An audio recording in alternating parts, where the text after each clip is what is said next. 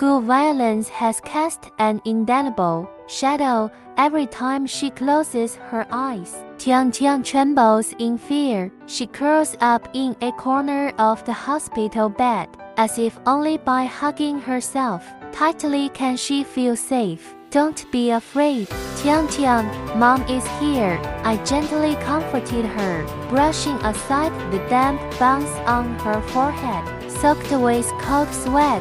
It seemed that she felt my presence and gradually fell into a deep sleep.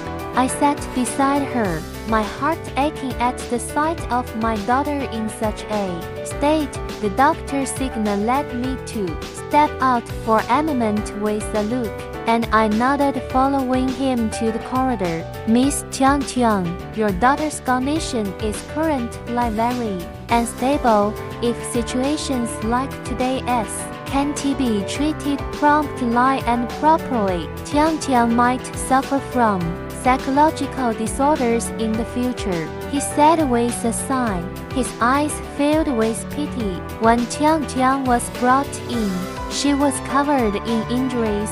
The burns on her arms were so severe that they were shocking. Even though I've seen many injuries in my career, I still find it hard to believe. I thought of my daughter's shirt-wrenching cries and felt a wave of bitterness in my heart.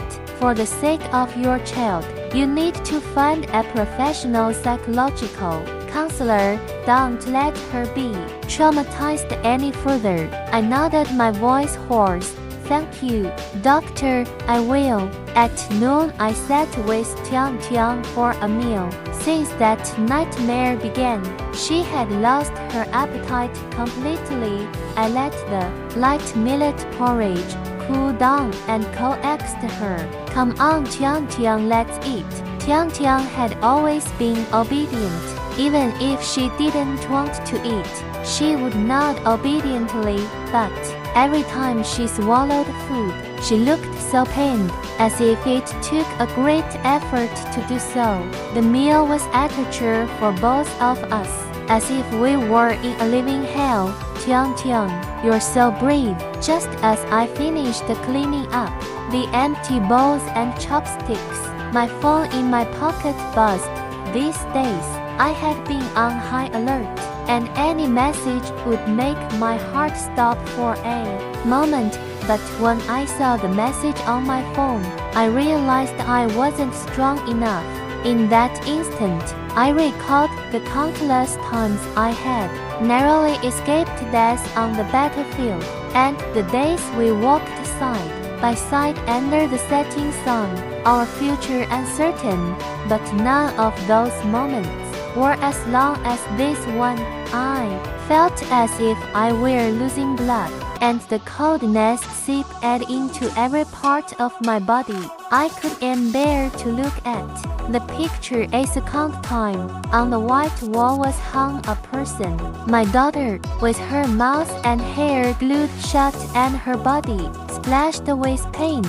It turned out that she had been tortured by these demons from such an early time. I recalled that peaceful afternoon when my daughter cut off her long hair and shut herself in the bathroom for a long time. She said nothing, just letting the hot water wash away her exhaustion and sorrow. I should have known. Tears had already filled my eyes. It turned my back, so my daughter wouldn't see me wiping them away. The darkened screen lit up again. Through the blur, I saw those words. Deaf cripple, isn't this photo nice? Do you want me to have my uncle post it all over the school? Do you know who the principal is?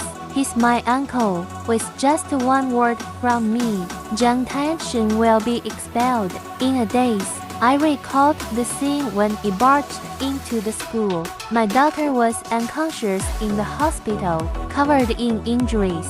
The bully, however, was sitting in the principal's office, leisurely playing with her phone. principal, my daughter was bullied by them.